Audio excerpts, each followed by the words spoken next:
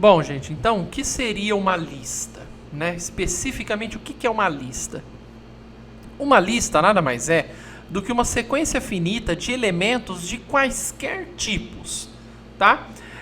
A lista ela vai ser uma variável, tá certo? Definida entre colchetes, tá bom? E seus elementos serão divididos por vírgulas, certo? Mais uma vez, então, uma lista vai ser uma sequência finita, sendo essa sequência definida entre colchetes, e os elementos desta sequência seccionados por vírgulas. Tudo bem? Os elementos dessa lista podem ser qualquer coisa, tá bom? Vai depender do que a gente for definir. Aqui, por exemplo, eu defini uma lista, né? Chamei ela de lista, inclusive.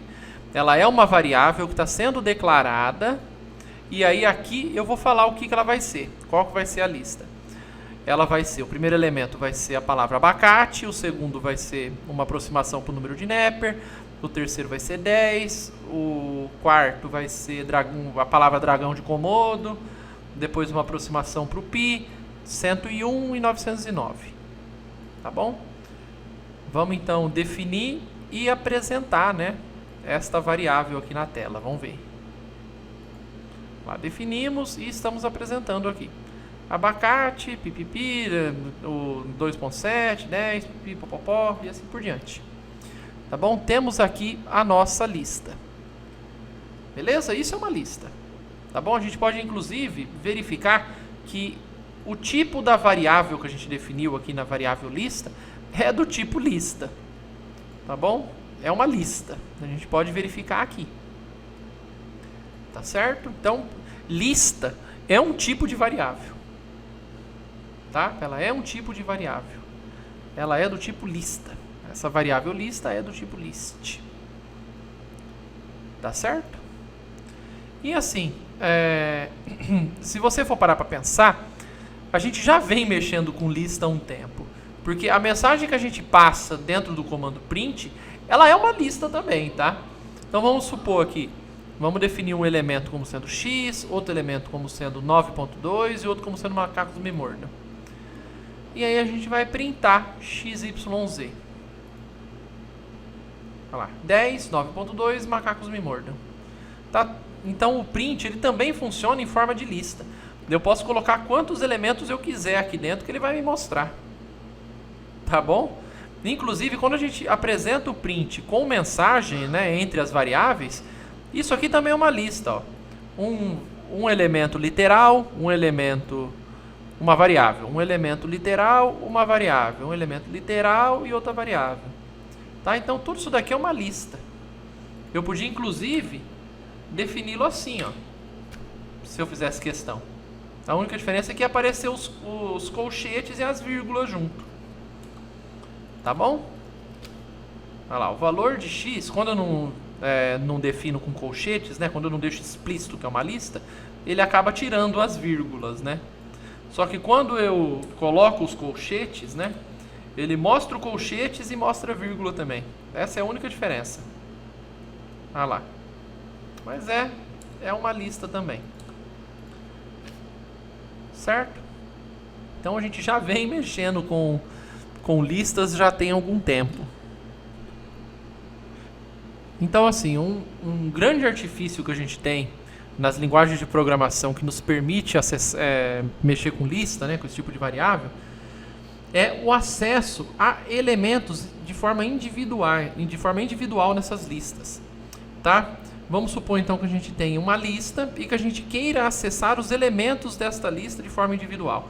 O que a gente precisa fazer? Bom, a gente vai ter que definir um índice para cada um desses elementos. E aí o acesso vai ser feito desta forma aqui. A gente vai colocar a variável lista e vai falar para ela qual que é o elemento que a gente está interessado, apresentando o índice desse elemento entre parênteses. Só que assim, como que funciona essa história de índice? Né? Primeiro de tudo, no Python a gente tem dois tipos de índices para cada elemento de uma lista.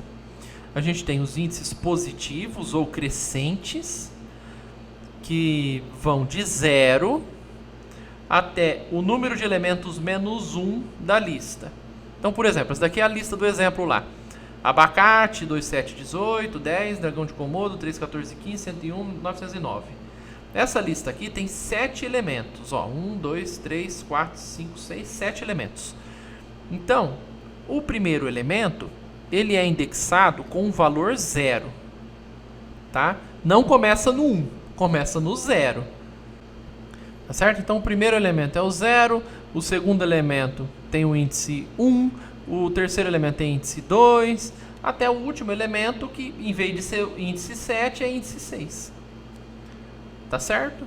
Então, por exemplo, tá aqui a minha lista, do jeitinho que tá aqui no exemplo, e eu consigo acessar o primeiro elemento dessa forma, né, lista 0, o segundo elemento dessa forma, lista 1, o terceiro elemento dessa forma aqui, lista 2, e assim por diante, até o último elemento, que é o lista índice 6.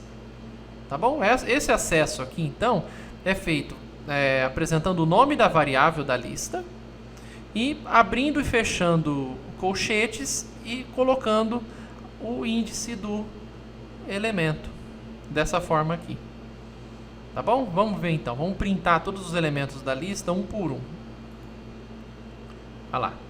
Tá printado. Abacate, 2, 7, 18, 10 e assim por diante. Beleza? E aí vamos fazer o seguinte. A gente sabe que a lista tem 7 elementos. Só que a gente precisa sempre lembrar que o primeiro possui índice 0 e o último possui índice 6. Se a gente tentar acessar o índice 7, vai dar pau. Ó. Ele vai falar, ó, o índice da lista está fora do intervalo. Está fora do intervalo permitido. Tá bom? E assim, a gente também consegue acessar os elementos de uma lista com o que a gente chama de índice negativo ou índice decrescente. A ideia do índice decrescente é a seguinte. A gente faz assim. O último elemento, ele possui índice menos 1. O penúltimo possui índice menos 2. O antepenúltimo, índice menos 3. E assim por diante. Tá? A ideia aqui é mostrar, é fazer a seguinte referência. A lista tem tamanho 7. Então, o último elemento, ele vai ter índice 7 menos 1. O penúltimo elemento vai ter índice 7 menos 2. Tá? O antepenúltimo vai ter índice 7 menos 3. Beleza? Essa é a ideia desses índices aqui. Só que a gente não precisa colocar essas contas, porque senão vai dar no mesmo do que a gente está fazendo aqui embaixo.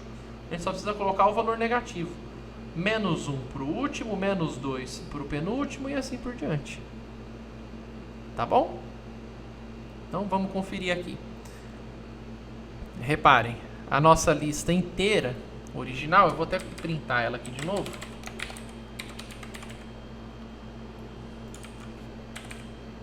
Deixa eu printar ela aqui. A nossa lista inteira vai ser abacate, 2, 7, 18, 10, dragão de Komodo, 3, 14, 111, 101 e 909. Quando eu coloco isso daqui, né, lista, e aí eu vou declarar o índice menos 1. Então, quero dizer que vai ser o último elemento. O lista menos 2 vai ser o penúltimo elemento. O lista menos 3, o antepenúltimo elemento. E assim por diante. Então vai sair aqui, eu fazendo o print dessa forma, vai ser printado a lista, só que de trás para frente.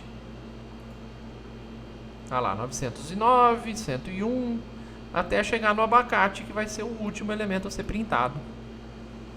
Beleza? Então estas são as duas formas de se acessar os elementos de uma lista. E assim, a gente também consegue acessar os elementos a partir do conceito que a gente chama de recortes ou slices do inglês. Tá? A ideia aqui é acessar uma sublista da lista. Tá? Então vamos supor que eu quero acessar esse elemento aqui, o 2, o 3 e o 4. Quero acessar esse pedaço da lista. Então, a gente vai fazer o acesso de uma forma muito parecida com o que a gente fazia no range. tá? Lembra como a gente definia o range? Só que aqui a gente vai utilizar o conector dois pontos. A gente vai chamar a lista e vai falar, olha, me dá um conjunto de índices aí. Qual vai ser esse conjunto? Vai ser do índice inicial, contando o índice inicial, até o índice final, sem contar o índice final. Tá? Igualzinho a gente fazia no range. Tá bom? Só que a diferença aqui é que não vai ser separado por vírgula, vai ser separado por dois pontos. A ideia aqui é para falar, acesse os elementos da lista do índice inicial até o índice final. Tá bom? Em muitas linguagens de programação, o dois pontos tem esse sentido de até, ou para, ou até que. Tá bom? O MATLAB, por exemplo, é uma dessas linguagens de programação.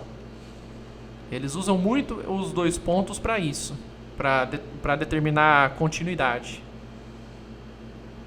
Então, voltando aqui, vamos supor que a gente quer acessar esse pedaço da lista, do 10 até o 3, 14 e 15. O que a gente vai ter que fazer? A gente vai ter que acessar a lista de um índice inicial até um índice final. Só que aí o índice inicial vai ser o 2, 0, 1, 2, vai começar no 10. E o índice final vai ser o 5. Por quê? 2, 3, 4, 5. Só que o 5 eu não conto, vai morrer aqui. Então, vai ser esse pedaço. Tá? Se eu quiser acessar essa sublista, a minha sintaxe é essa daqui. Lista recortada, recebe, lista do índice inicial, igual a 2, até o índice final, que vai ser o 5. E aí é só printar. Olha lá, 10, dragão de Komodo, 3, 14, 15. E reparem que essa lista recortada, ela também é uma lista, tá? Lista recortada, ela também vai ser uma lista. Reparem o tipo dela. Olha lá, list.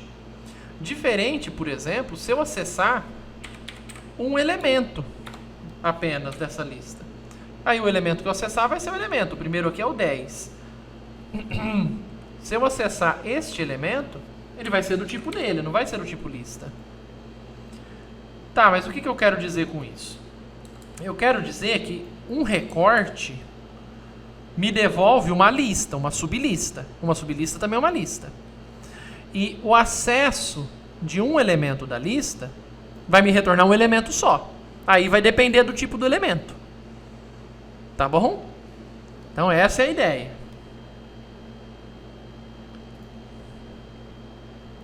Então, só continuando, em Python a gente tem uma série de formas de definir uma lista, tá? Eu vou apresentar para vocês algumas formas de criar algumas listas especiais.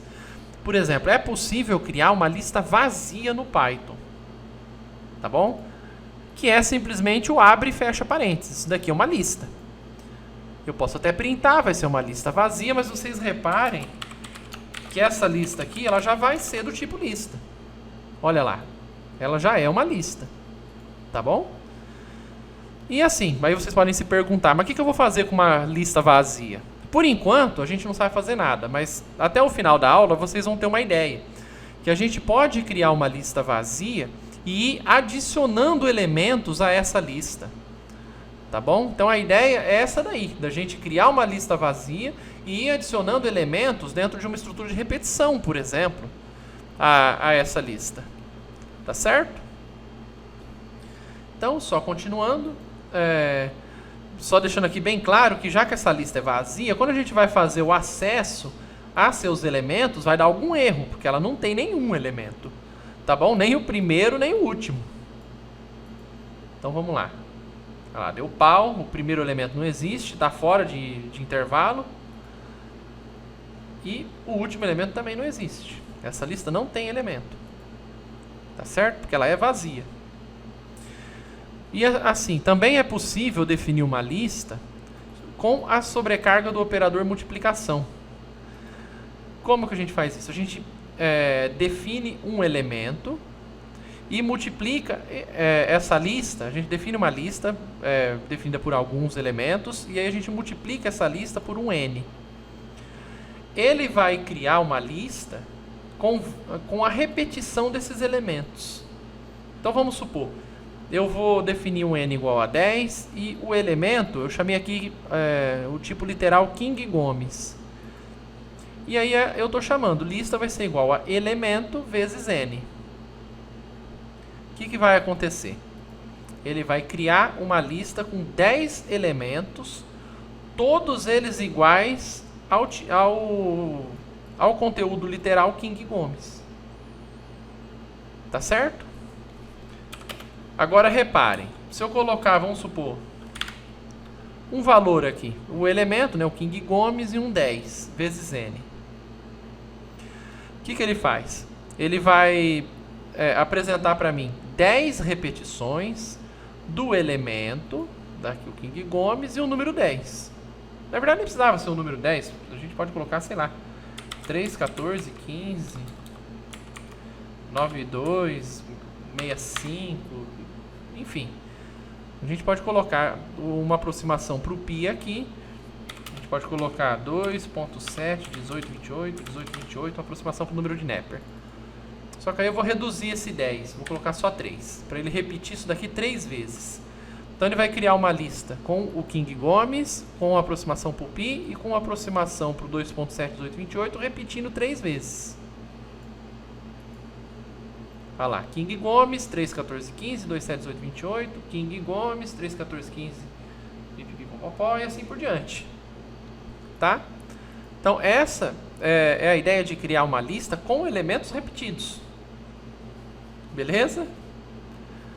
Desde que a gente dê um início, né? Os valores que a gente quer que sejam repetidos nessa lista. Tá certo? Então vamos lá. É possível converter também alguns tipos que nativamente não são listas, mas que a gente pode converter esses tipos para listas. Porque, por exemplo, o range é um desses casos. O range, originalmente, ele não é uma lista. Tá? Vamos definir aqui um range e vamos falar tipo de x. Coloca lá. O x ele foi obtido através de um range. Ó. Ele é... Então, reparem, eu tenho aqui o x que vai ser o range de 1 até 11 indo de 2 em 2. Então vai ser o conjunto 1, 2, 3 até chegar no 10. Tá bom? Aí ele printa o x e mostra o tipo de x. Deixa eu apagar essa parte. Olha lá. O tipo de x é do tipo range. Tá? O x ele não é uma lista. Por mais que ele tenha lá os elementos, né? 1, 2, 3 até o 10, ele não é nativamente uma lista. Mas é possível converter o x para uma lista. Tá bom? E a conversão é feita de forma muito parecida com o que a gente faz com inteiro, com float. Tá? É só a gente falar o tipo que a gente quer que o x tenha, convertendo ele para lista. E aí sim, a gente pode até printar aqui a lista e tipo da lista.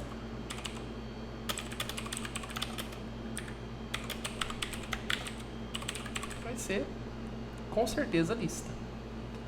Tá bom? Então aqui está a lista 1, 3, 5, 7, 9. Indo de 2 em 2, né? Então são só os ímpares nesse intervalo aqui, sem contar o 11. E o tipo da lista é list.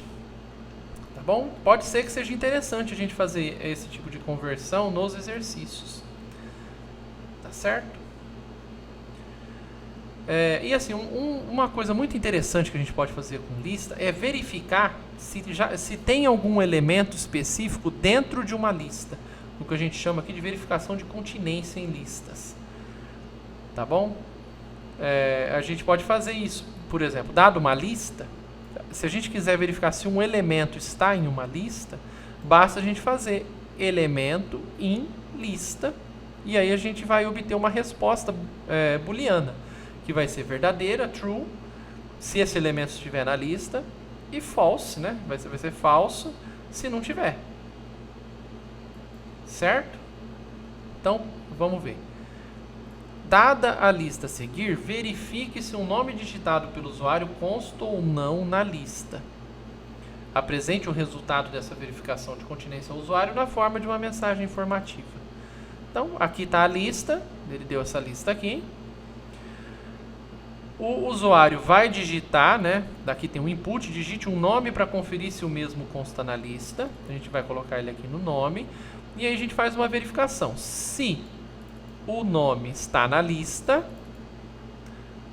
printa. O nome consta na lista. Se não, o nome não consta na lista. Então vamos fazer esse teste. Vamos lá, vamos pegar Frederico. Frederico tem que estar na lista. Então o nome consta na lista. De fato, ele veio aqui e conferiu. Frederico está na lista? Sim, olha aqui, Frederico aqui. Está na lista. E se eu digitar outra coisa, sei lá. Chris Rock. O nome não consta na lista. É seriado diferente. Tá? Então, é assim que funciona o in, né? O comando in para fazer verificação de continência de elemento em lista. Tá bom? E aqui eu deixei uma forma que é barata e ela é eficiente e muito simplificada de se criar uma lista. Tá bom? Não, é óbvio que não vai ser sempre que a gente vai conseguir criar lista desse jeito, né?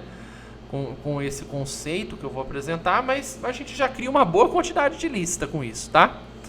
O conceito que eu tô falando é o conceito de compreensão, né? Ou comprehension. É um conceito em Python que determina uma forma específica de se criar lista, seguindo uma maneira muito parecida de se criar lista, de se criar conjuntos matemáticos. Então, por exemplo, como que a gente define esse conjunto aqui? Como que a gente lê a criação desse conjunto? O conjunto x vai ser igual x quadrado tal que, ou para todo x pertencente a 1, 2, 3 até 100. Então vai ser 1 quadrado, 2 quadrado, 3 quadrado até o 100 quadrado. Vai ser todos esses elementos que vão estar dentro do x. Certo? O nome desse tipo de estrutura é o que a gente chama de compreensão. Tá? Essa vai ser a ideia. Então, como que a gente faz isso para a criação de listas? A gente vai colocar uma expressão, que nem aqui tem o x quadrado, para x in, né? Para todo x in, e aí a gente dá algum conjunto ou lista já pré-definida. E a gente pode até colocar condições, tá? E aí a gente coloca uma condição envolvendo x. Por exemplo, em vez da gente definir todos os x daqui de dentro, a gente podia fazer isso sendo x ímpar, tá? Então só se x for ímpar. A gente podia considerar somente os x ímpares. Tá bom? Então é assim que a gente define uma lista com o conceito de compreensão. A gente dá uma expressão para todo x num conjunto ou lista já definido, e aí a gente coloca uma condição sobre o x. Se o x for par, se o x for ímpar, se o x for maior que tal coisa, for menor que outra. Tá bom? E assim, essa parte aqui é obrigatória, né? A expressão e o para x no conjunto. Agora a condição, ela não é obrigatória. Por isso que eu coloquei ela entre chaves. Tá certo? Então vamos dar um exemplo aqui. Se quisermos definir uma lista como sendo 100 primeiros inteiros positivos elevados ao quadrado, então devemos prosseguir da seguinte maneira, que é esse caso aqui. Como que a gente define uma lista? Da mesma forma que a gente define esse conjunto aqui. 1 quadrado, 2 quadrado, até o 100 quadrado. A gente vem aqui, define um intervalo, né? Do 1 até o 100 a gente sabe, que é com range. Então, do 1 até o 101, indo de 1 em 1, a gente definiu um x aqui, ó. Aí, o uso de comprehension vai ser dado da seguinte forma. A gente vai ter uma lista que vai ser igual a x ao quadrado para x, xinho em xão, que vai ser o range aqui. Certo? Bem simples, né? Olha que clean que é essa notação, que é essa nomenclatura. Vamos ver se deu certo.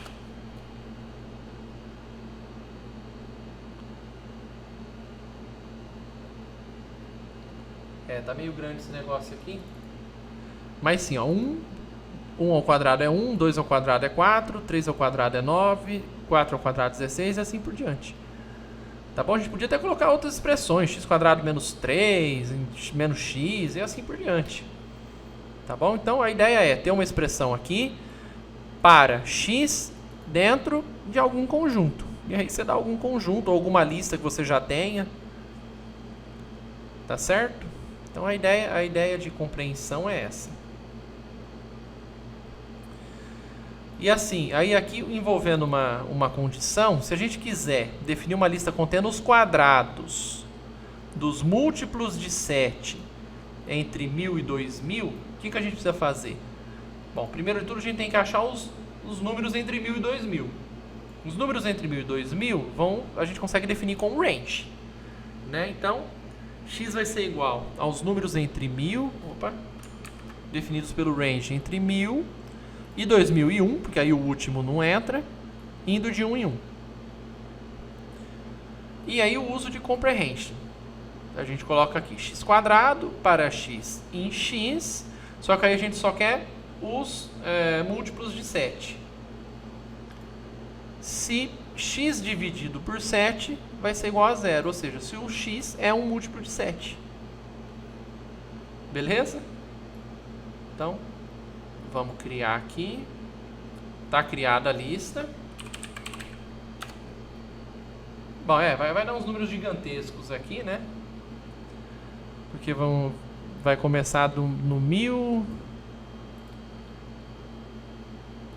Aqui já está elevado, né? Na verdade é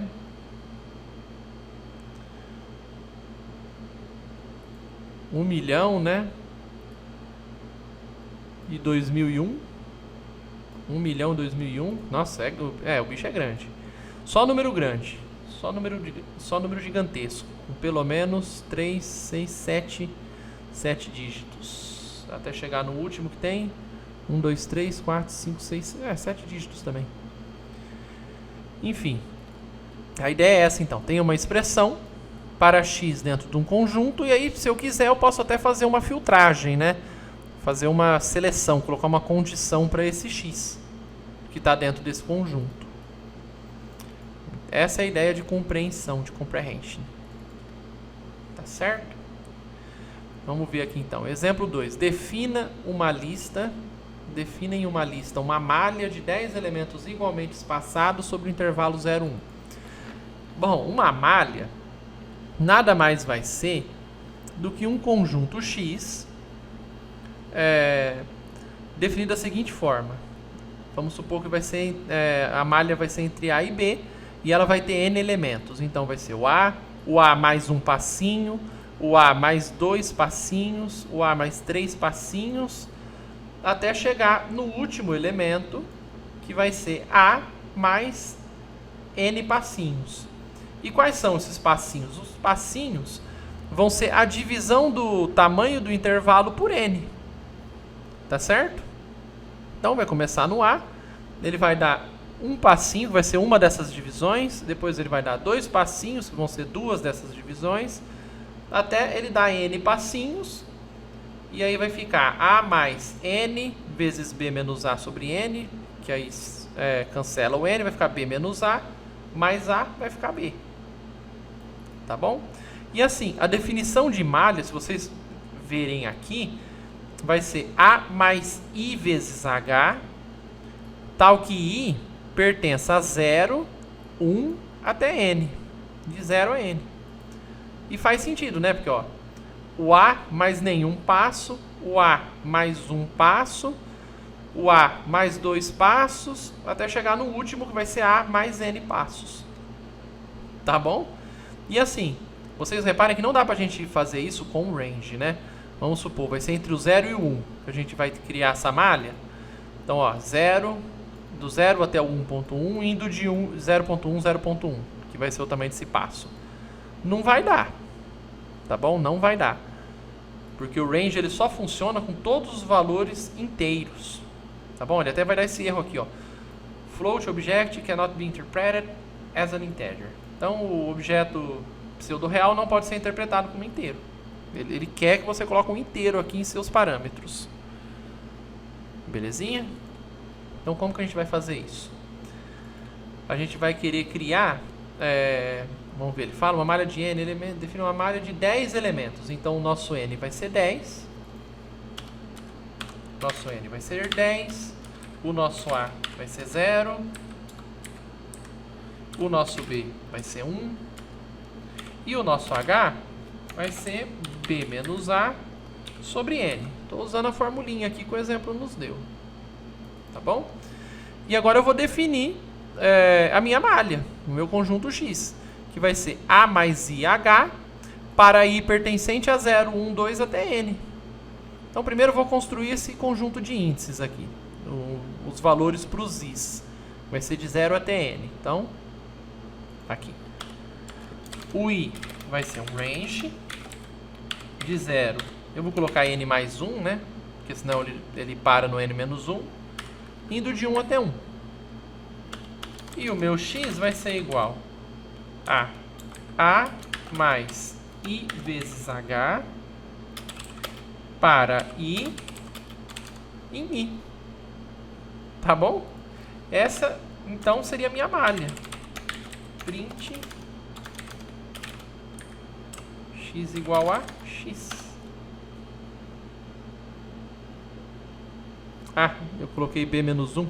É b menos a, desculpe. Então, 0. Aí, nesse caso aqui, o meu passo vai ser 0.1, que eu já entreguei aqui nesse exemplo, né? Porque vai ser dividir o intervalo de 0 a 1 em 10 subintervalos, né? Em 10 pontinhos. Então, cada passinho de um ponto para outro vai ter tamanho 0.1. Mas assim, a fórmula geral é essa. Dividir o tamanho, a amplitude do intervalo por n. E 1 menos 0 por 10 vai ser 1 por 10, que é 0.1. Tá? Então, vai ser 0, que é o primeiro ponto, que é o A. 0.1, 0.2, até chegar no 1, que é o último ponto, que é o B. Exatamente do jeito que o exercício pediu aqui. Ok? Então, continuando, agora eu vou dar uma passada aqui entre uma das funções mais famosas, acho que é a função mais famosa, mais utilizada para a lista, que é a função len. Essa função ela calcula o número de elementos que uma lista tem.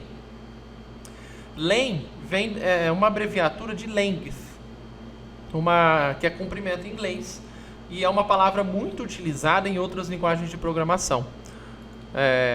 Principalmente as oriundas do C, C++, Java, tá? C Sharp também tem length, JavaScript, que não é bem, tá mais para script do que para linguagem, mas também existe essa palavra, tá bom?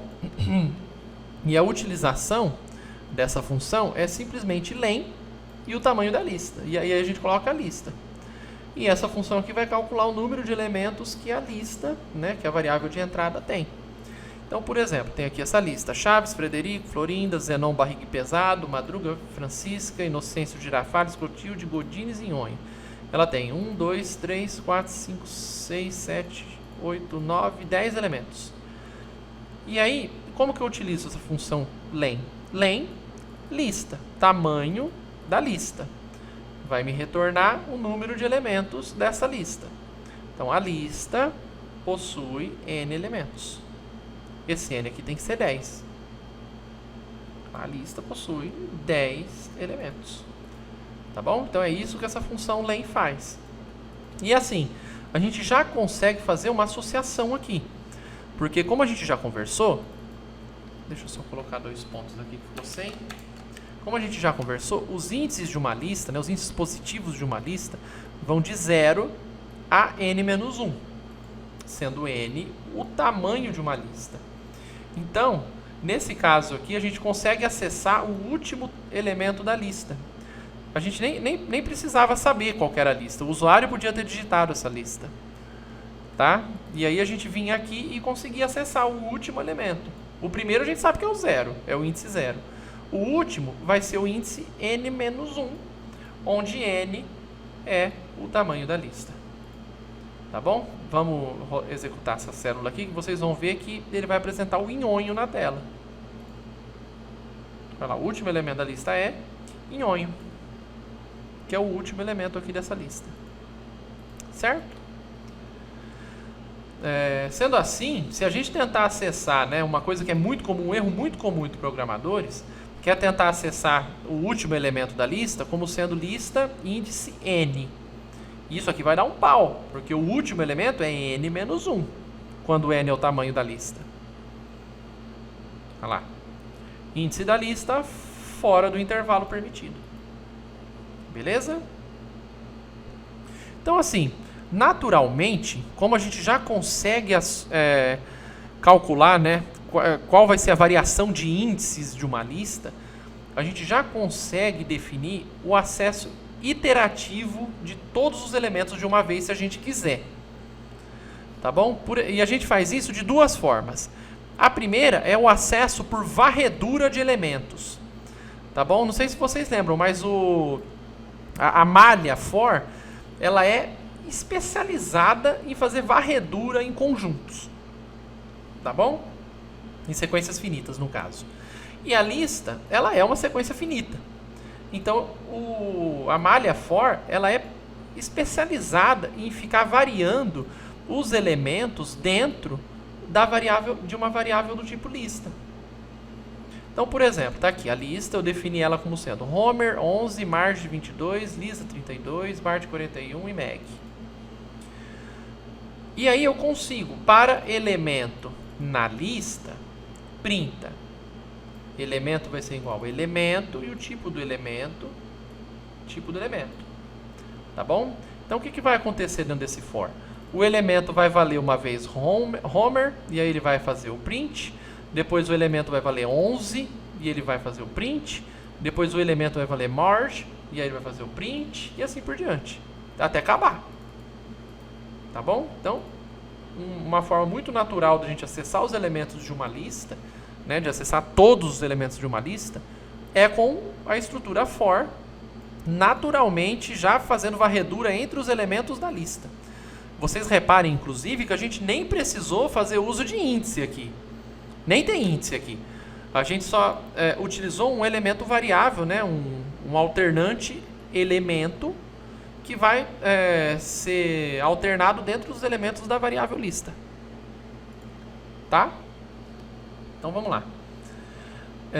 Também é possível, né, se a gente quiser, acessar esses elementos por varredura dos índices. Tá bom? Como eu acabei de mostrar para vocês, a gente consegue saber o tamanho da lista. Então a gente sabe que os índices dessa lista vão variar entre 0 e o tamanho da lista menos 1. Tá? Então uma forma também muito natural de acessar os elementos de uma lista é diretamente pelos seus índices. Tá bom? Diretamente, sem considerar essas primeiras 3 linhas, só visualizando isso daqui, uma forma muito natural de acessar os elementos de uma lista é assim, lista I, sendo I os elementos do conjunto de índices dessa lista. Só que quem que é o conjunto de índices dessa lista? Vai ser o range de 0 até o tamanho da lista, indo de 1 em 1. E reparem que é até o tamanho da lista mesmo, porque o range não vai contabilizar o último elemento, né, que é o tamanho da lista. Ele vai contabilizar até o tamanho da lista menos 1, que de fato é o último elemento, é o índice do último elemento da variável lista, independente de quem seja a lista. Tá certo? E, naturalmente, o tamanho da lista precisará, né, ser calculado pelo len. Beleza? Então, no exemplo aqui a gente tem uma lista, uma variável lista, que vai ser igual Mario, Luigi, Yoshi, Browser e Wario. A gente vai calcular o tamanho dessa lista. A gente tem aqui o número de elementos que essa lista tem. E a gente vai criar um conjunto de índices dessa lista, que vai ir de 0, que é o primeiro índice, até tamanho da lista, só que quando a gente vai utilizar o range, vai ser tamanho da lista menos 1, indo de 1 em 1. E aí, para a gente fazer o acesso a esses elementos, a gente faz o acesso direto no conjunto dos índices. direto nesse conjunto de índices. E quando a gente vai fazer o acesso dos elementos na lista, a gente vai colocar aqui lista, a variável lista, e aí a gente vai colocar o índice do elemento que a gente quer acessar dessa lista. Relembrando que nesse for, essa variável i vai variar dentro do conjunto de índices, que é 0 até tamanho da lista menos 1. Então vamos ver. Olha lá, não deixou ninguém de fora, tá vendo? O primeiro valor que o i vai assumir vai ser 0, vai vir aqui, printa, lista 0, que vai ser o primeiro elemento aqui. Depois o i vai valer 1, tá? E aí ele vai vir aqui, o elemento de índice 1 vai ser o Luigi, print Luigi, e assim por diante, até chegar no último. Beleza? Essa forma aqui, gente, também é muito utilizada, viu? Pode ser que na lista de exercícios vocês precisem utilizar esse tipo de acesso. Tá bom? Que são ambos permitidos no Python. Acesso por índice, né? O acesso por varredura no conjunto de índices e acesso por varredura direta na lista. Tá? Varredura por elemento da lista. Ok? Então a ideia é essa. E assim, agora só falando de mais algumas funções que são nativas para tratamento de lista, muito utilizado para tratamento de lista, tá bom? Uma delas, né, uma das funções que a gente utiliza muito para lista é a função de ordenação. Reparem que daqui para frente a função ela não vai mais atuar sobre a lista, que é o caso aqui do len. Tá bom? Ó, que nem aqui, calcula-se o tamanho da lista. Não é assim que vai funcionar. Esse comando aqui já não faz mais sentido para cá. Para cá a gente vai fazer o seguinte. As funções, né, que atuam sobre uma lista, elas fazem parte do tipo da variável. Tá bom? Elas não são do Python. Elas não são nativas do Python. Elas são específicas da variável que eu estou mexendo. Do tipo lista. Elas só existem pro tipo lista. Tá certo? E uma delas é a função de ordenação. Então, por exemplo, o que é a função de ordenação, né? A sorte, o que ela faz? Se eu tiver uma lista numérica, né? 10, 11, 9, enfim. Tem um monte de número aqui. Se eu chamar essa função, né, .sort, lista.sort, esse comando interno a essa função, a essa variável, o que ele vai fazer? Ele vai ordenar a lista do menor valor para o maior. Então ele vai ajeitar essa variável lista aqui, colocando os menores valores no começo da lista e os maiores valores para o final da lista.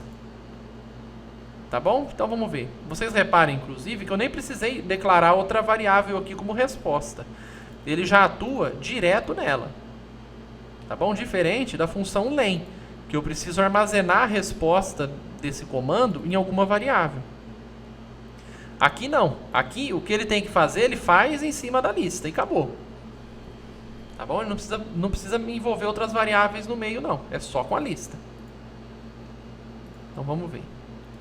Ah lá, tenho a lista aqui, ele fez a ordenação e eu tenho aqui 0, 1, 2, 3 até o 20, que é o maior elemento.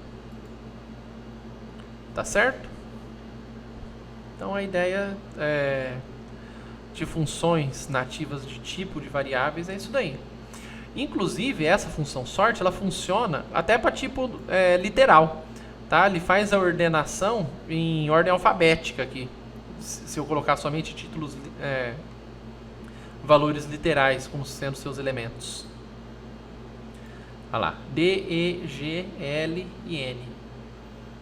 Tá bom? E assim, agora na sequência eu vou apresentar elementos, né, funções específicas a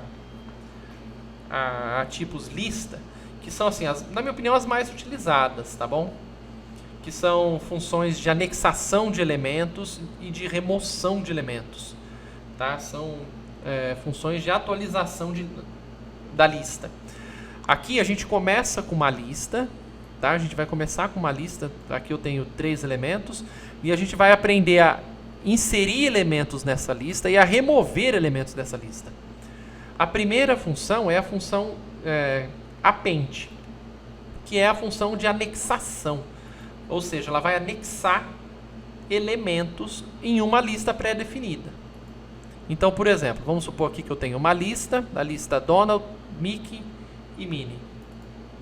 E aí eu vou printar. Eu printo a lista atual, o número de elementos dela, que vai ser 3. E aí eu pego essa lista e faço uma anexação a essa lista do elemento Pateta. Então, essa lista ela vai virar Donald, Mickey, Minnie e Pateta. Agora com 4 elementos. Depois eu vou pegar essa lista, já com o Donald, com o Mickey, com o Pateta, e aí eu vou colocar o Pluto. Tá bom? Então vai ser Donald, Mickey, Minnie, Pateta e Pluto, com 5 elementos. Beleza? Então é isso que o append, né, ou função de anexação faz. Olha lá. Na primeira vez eu não anexei nada, ela vai só dar o print, vai ser a lista do jeitinho que eu defini, com 3 elementos. A Donald, Mickey, Minnie, 3 elementos. Depois eu anexei a palavra Pateta. Né? Então o elemento Pateta foi anexado aqui. Então é Donald, Mickey, Minnie, Pateta. Número de elementos da lista 4.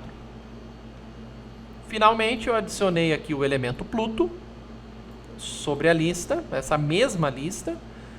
E aí essa lista passa a ser Donald, Mickey, Minnie, Pateta e Pluto, agora com 5 elementos. Tá certo? Então é assim que funciona a função append, especializada em anexar elementos a uma lista. Tá certo? Então vamos ver esse exemplo aqui. Escreva um programa em Python que leia n valores numéricos, adicionando-os em uma lista, sendo n um valor inteiro positivo dado pelo usuário. Ao final, apresente a lista ordenada com tais valores. Então, o usuário vai digitar um valor n, vamos supor 10, e ele quer que a gente construa uma estrutura de repetição que vá anexando 10 valores, também digitados pelo usuário, a uma lista.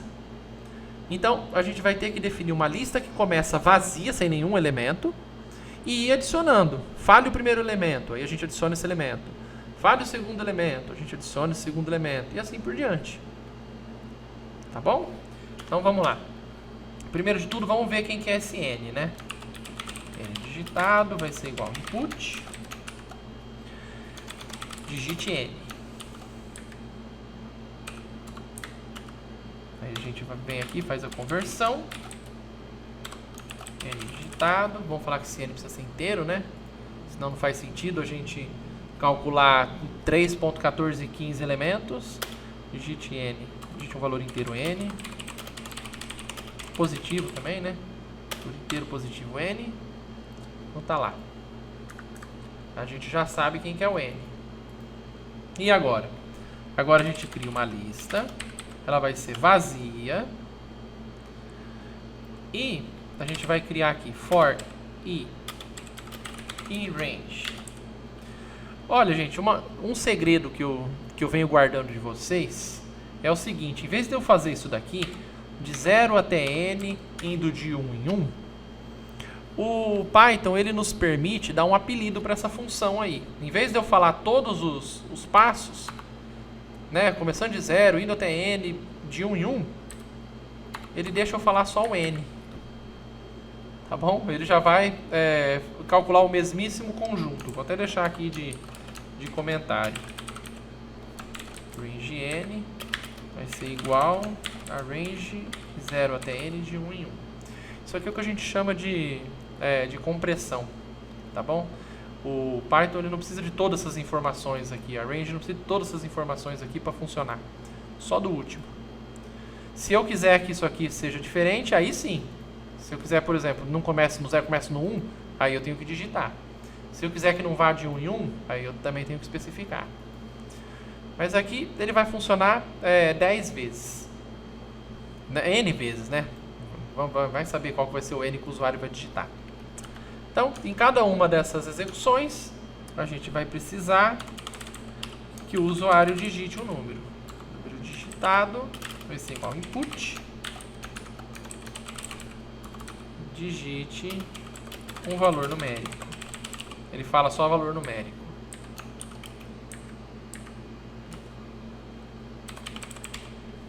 E aí a gente só faz a conversão. Vou fazer para float. A gente não sabe se é inteiro ou não.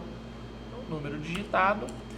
E finalmente a gente vai adicionando esses valores, né? Vai anexando, na verdade, esses valores à minha lista, que começa vazia.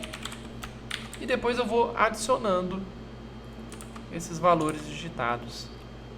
Tá bom? No final, ele ainda pede que a gente faça a ordenação desses valores. Tá bom? Ao final apresente a lista ordenada com tais valores. Então, a gente faz a ordenação dessa lista. Simplesmente apresenta lista ordenada dos valores. Lista. Então, vamos fazer o teste aqui. Digite um valor inteiro positivo. Vamos supor que eu quero digitar 10 valores. Digite um valor numérico. 1, 10, 2... Opa, o que eu aprontei aqui? Ah, apertei, digitei o vazio aqui para converter. Então, vamos colocar menos, 5 números. 3.1415, 2.71828, 1.614,5, 1.4, menos 10. Tá lá, digitei então 1, 2, 3, 4, 5 valores, tá? Que é o que esse for aqui controlou. E aí ele me mostra lista ordenada dos valores, menos 10, 1.4, 1.6, 2.7, 3.1. Tá certo?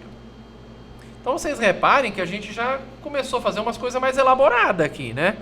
A gente já consegue guardar os valores que a gente digita, tá? A gente não precisa mais ficar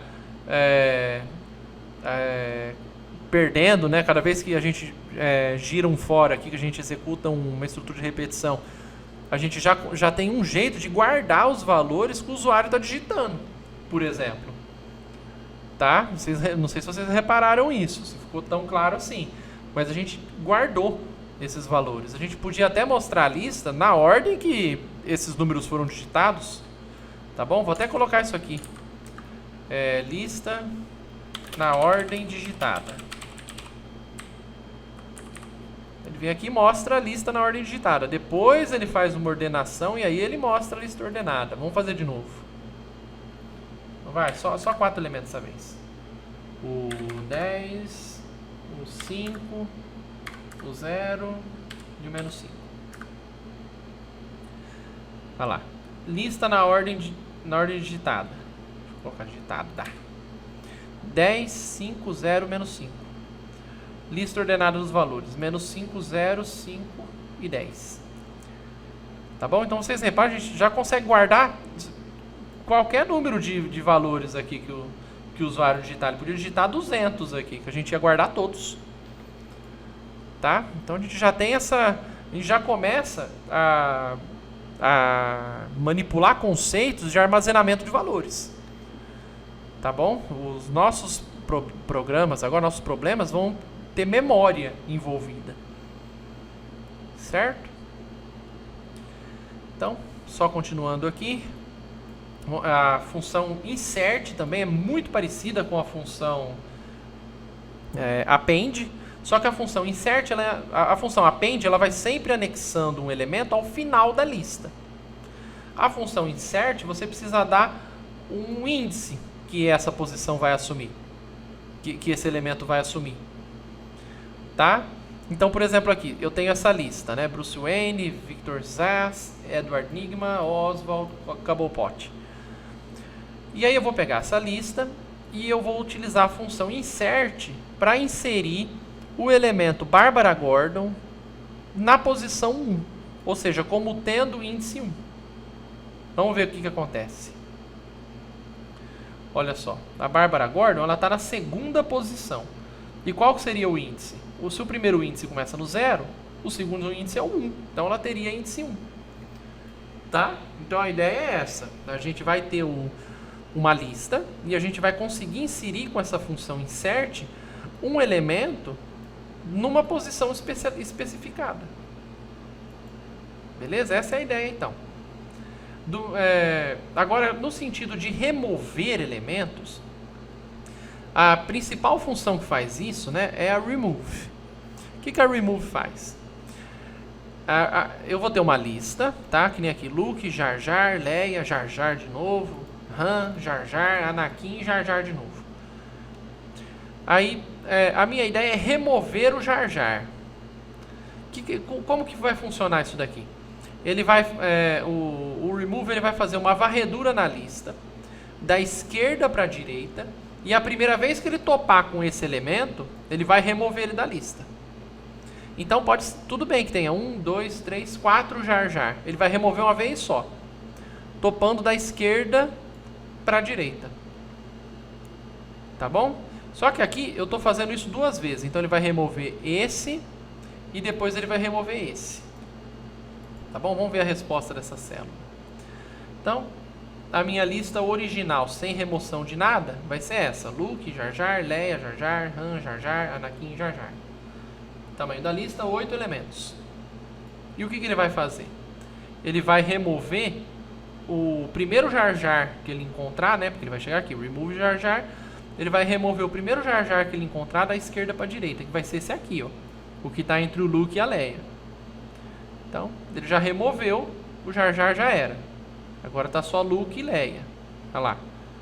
Mas aí os próximos Jar Jar não remove, estão lá ainda. Então, ele vem aqui de novo, lista.remove e Jar Jar. Então, ele removeu o primeiro Jar Jar que ele encontrou da esquerda para a direita, que vai ser esse aqui. Então, agora ele vai remover esse Jar Jar e vai ficar Leia e Han. Olha lá, Luke, Leia e Han. Agora, os próximos Jar Jar, se a gente quisesse que arrancasse, a gente teria que colocar mais remove. Tá bom? Mais 2 remove no caso. Vamos dar um Ctrl+C, Ctrl+V aqui. Tá bom? Então, ele vai removendo Jar Jar. Removeu uma vez aqui, aqui no caso, né? Removeu esse, depois ele removeu esse, depois ele removeu esse, e por final ele removeu esse aqui. E aí ficou Luke, Leia, Han e Anakin. Tamanho da lista 4. Tudo bem? Então é assim que o remove funciona. Então vamos lá. Exemplo 3. 3 não, né? Acho que é 4 esse exemplo. Exemplo 4. Exemplo 4. Utilizando a função remove, elimine todas as ocorrências do nome Jar Jar da lista definida na sequência. Bom, a gente pode, claro, né, fazer essa repetição doida que eu aprontei aqui, só que a gente pode fazer isso de uma forma mais inteligente e generalizada. Tá bom? Por exemplo, se eu fizer assim, Jar Jar está na lista, eu consigo fazer essa verificação, né? Porque a gente já falou sobre isso na aula. Vamos ver o que aparece. Vai aparecer true. Jar Jar está na lista. Então eu consigo ver se o Jar Jar está na lista ou não. Aí vocês lembram dessa malha de repetição aqui? While o Jar Jar estiver na lista, faz o seguinte. Lista.remove Jar Jar. Tá bom? Então, enquanto o Jar Jar estiver na lista, vai removendo. No final, apresenta a lista para a gente dar uma olhada. Na verdade, eu vou colocar aqui para printar antes da remoção também, né? Vamos lá. Aí, olha lá. Então, antes da remoção, a lista é essa. Luke, Jar Jar, Leia, Jar Jar, Han, Jar Jar, Anakin, Jar Jar. Aí, enquanto o Jar Jar estiver na lista, lista.remove Jar Jar. Tá bom? Então, a gente vai remover todos os Jar Jar da lista. E aí, finalmente, a gente printa a lista. E aí a gente pode perceber que não tem nenhum Jar Jar nessa lista. Tá bom? Do mesmo jeito que deveria ter sido nos filmes. Certo? Então, continuando aqui, a última função que a gente vai ver de remoção é a função pop, muito utilizada também em muitos problemas de programação. principalmente em análise de algoritmos, essa função pop é muito utilizada. Ela remove o último elemento da lista e retorna esse elemento para uma variável. Tá bom? Vocês reparem que o remove, ele não tem retorno nenhum. A gente não coloca uma variável aqui igual lista.remove. Tá? Essa é a diferença do pop com o remove. O pop não, ele pega o último elemento e manda em alguma variável. Tá? Então, por exemplo, aqui a gente tem lista igual Bob, Sandy e Patrick. Que aí eu coloco aqui para printar, a lista vai estar igualzinho, o tamanho vai ser 3 elementos. E se eu chamar a função pop dessa lista, ela vai remover o último elemento da lista e enviar para essa função o último elemento. Certo? Então, o elemento removido e transferido para a variável vai ser o Patrick, e aí a lista vai ser atualizada, porque agora vai ser só o Bob e a Sandy. Não vai ter mais o Patrick. Olha lá. Então, o tamanho da lista original é Bob, Sandy e Patrick. 3 elementos. O elemento removido e transferido para a variável Patrick. E a lista atualizada é Bob e Sandy apenas, com 2 elementos. Tá certo? E finalizando aqui o nosso assunto de funções e de manipulação de listas, né? Antes de passar para listas de listas, a gente vai aprender a fazer união de listas com o operador mais. A gente meio que consegue somar 2 listas. Só que, na verdade, não é uma soma que a gente vai fazer uma união. Tá? Então aqui, vamos supor, eu tenho 2 listas, Homer, Marge, Bart, Lisa e Maggie. E a lista 2, Peter, Lois, Chris, Maggie e Stewie. A primeira lista eu vou apresentar, a segunda lista vai ser essa daqui, e aí eu consigo criar uma união entre essas listas. Aqui no caso vai ser a lista 1 inteira, todos os elementos da lista 1, seguidos de todos os elementos da lista 2. Tá bom? Então o operador de mais para listas não faz nada mais do que a união de elementos. É como se fosse uma extensão da função append. O append ele anexa um elemento apenas ao final da lista. Aqui não. Aqui ele anexa uma lista inteira de elementos ao final da lista. Tá bom? Então vamos ver. Ó, a primeira lista é Homer, que nem eu mostrei aqui. Homer, Marge, Bart, Lisa, Maggie. A segunda lista é Peter, Lois, Chris, Maggie, Stewie. E a união entre essas 2 listas vai ser a primeira seguida da segunda. Vocês reparem que os elementos estão inclusive na mesmíssima ordem. Tá bom? E finalmente, um dos artifícios mais utilizados com listas, que é o conceito de lista de listas. Tá bom? Vai ser uma lista em que seus elementos também são listas. Tá? Assim, só para deixar claro, eu deixei essa anotação aqui, aluno 1, 2, 3, 4, mas é mais por organização, viu? Se vocês quisessem, podia fazer desse jeito aqui, né? Aluno 1, 2, aluno 3, aluno 4. Podia fazer assim também, sem problema. Mas só para deixar claro, né? Se vocês quiserem fazer esse tipo de notação aqui no Python, é permitido. Tá bom? Não é obrigatório, mas é permitido. Então assim, o aluno 1 vai ser Tomé, 1, 2. O aluno 2 vai ser Pedro, 10, 1, 10. Por exemplo, nome do cara e as notas. Nome do cara e as notas. Nome do cara, as notas. Nome do cara, as notas. E aí, por exemplo, a lista final seria o aluno 1, que é a lista inteira dele, né? Nome seguido de notas. O aluno 2, que seria o nome dele seguido de notas, outra lista, e assim por diante. Tá? Então aqui no caso a lista final seria uma lista de listas. Vamos dar uma olhadinha nela. Ah lá. Vocês reparem, inclusive, conforme a gente faz o print, a gente pode ver até os colchetes aqui delimitando as listas. Internamente a lista de fora. Olha aqui outro colchete. Tá? Então os elementos dessa lista são elementos.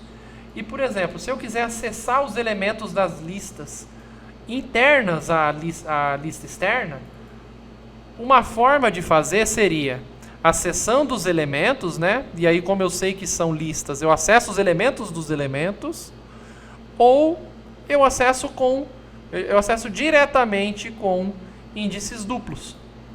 Tá bom? Por exemplo, o primeiro elemento da primeira lista seria a lista, né? O primeiro elemento da lista. E aí, o primeiro elemento, né? Esse índice 0 externo aqui, está fazendo referência ao primeiro elemento do primeiro elemento dessa lista final aqui, que vai ser essa lista aqui. Então, ele vai mostrar Tomé. E o último elemento da última lista, quem que vai ser? Quantos elementos tem a lista final? Ela tem 1, 2, 3, 4. Então, o último índice da lista final é 3. Só que o último índice do último elemento da lista final, que é o aluno 4, vai ser 0, 1, 2, 3, 4. Tá bom? Então, o último índice dessa lista aqui vai ser 4. E o último índice dessa lista aqui vai ser 3. Então, lista final, 3 para eu acessar esse aluno 4. E aí o 4 para eu acessar o último elemento desse aluno 4. Tá bom? É assim que a gente faz o acesso e também a modificação, se vocês quiserem, de listas de listas. E, como eu falei, o primeiro elemento aqui vai ser Tomé e o último elemento aqui vai ser 5. E só para finalizar esse assunto, né, de listas, eu vou falar de um tipo muito parecido, que são tuplas. Né? Tuplas nada mais são do que coordenadas. Né? É quase que a mesma coisa que uma lista, só que definida entre parênteses. Tá? Muito utilizado para manipulação de coordenada numérica. Certo? O acesso é feito de forma muito parecida. Tudo é muito parecido entre tuplas e listas. A única diferença é que a gente não consegue modificar uma tupla depois de definida. A gente só consegue acessar. Tá bom? Essa é a diferença principal. E assim, por que a gente faria uma coisa dessas, né? Por que a gente iria definir um tipo de variável que é mais limitado do que o outro? Bom, primeiro de tudo porque tuplas são mais leves e mais compactas do que listas. Elas ocupam menos espaço na memória. Tá bom? Uma vez que você definiu a variável numa tupla, como a gente sabe que ela não vai poder ser alterada, então ela vai ter o tamanho daquilo que você enfiou nela mesmo. Por exemplo, eu enfiei aqui, primeira variável. Ele não precisa guardar um tipo literal inteiro, ele só coloca esse pedacinho aqui na memória. Mesma coisa vale para o número. Se eu coloquei lá um número, que nem aqui, acho que é 10 casas decimais que tem, que seja, ele não precisa guardar um número, vamos supor, com 128 bits. Não, ele colocou um número aqui com 10, com 11, já tá bom. Certo? Ele sabe que você não vai mexer mais. E assim, tem coisas que a gente não gostaria num programa que fossem alteradas. Por exemplo, ou pelo menos não fossem alteradas tão simplesmente. Por exemplo, o CPF é uma delas. Você não muda de CPF na sua vida. Então, num sistema que a gente vai precisar fazer acesso a CPF, né, cadastro de acesso de CPF, a gente vai fazer esse cadastro uma vez só. Dificilmente a gente vai fazer a mudança desse CPF. Tá bom? Então, existem situações que demandam o uso de tuplas. E como que eu faço a definição de uma tupla? Como eu falei, com o uso de parênteses ao invés de colchetes. Olha lá. Também permitindo tipos de tudo quanto é variável, variáveis de tudo quanto é tipo, né? Literal, float, enfim.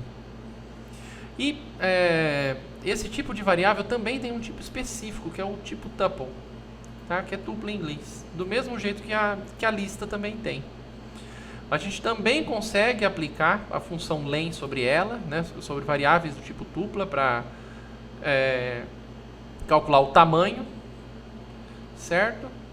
E também conseguimos fazer varreduras. Deixa eu só passar para baixo isso daqui.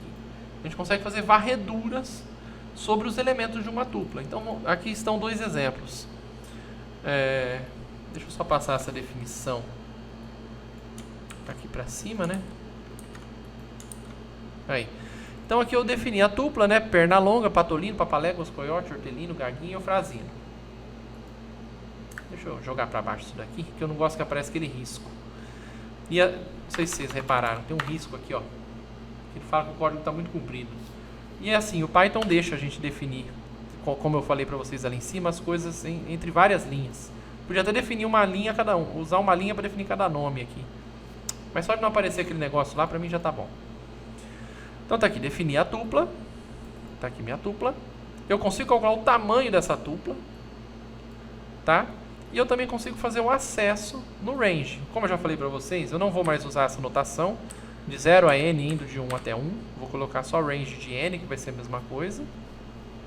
E o acesso eu consigo fazer, inclusive do mesmo jeito que eu acesso os elementos de uma lista. Mas a modificação não. Então vamos ver, ó. Olha lá, o acesso dá tranquilo. Printa o iésimo elemento da tupla, sendo o i pertencente ao range de n. Então tá bom, ó. E n sendo o tamanho da tupla. Então beleza, ele foi lá e mostrou todo mundo, ó, do Pernalonga ao eufrazino. E aqui ele faz a varredura, né? Nesse for está fazendo a varredura dentro da tupla, em cada coordenada da tupla. Então, para personagem na tupla, printa personagem. Olha lá. Então, o acesso aos elementos é feito da mesmíssima forma que a gente faz com listas. Entretanto, não é permitido de forma alguma conduzir nenhuma alteração sobre os elementos da tupla. Vamos tentar mudar o nome do Pernalonga para a sua versão em inglês. Olha lá. O objeto tupla não suporta associação de item, né? Ou modificação de item. Tá bom? Não quer que você associe nada aos elementos. Você associa uma vez só a hora que você vai definir. Depois você não consegue mexer mais. Tá bom? Bom, gente, então é isso daí. Eu preparei uma lista de exercícios aí para vocês. Eu espero sinceramente que vocês façam essa lista. Tá bom? Ela está contabilizando aí 2 atividades avaliativas. E se precisar de qualquer coisa é só me chamar lá no Discord. Tá bom? Um forte abraço a todos e até a próxima.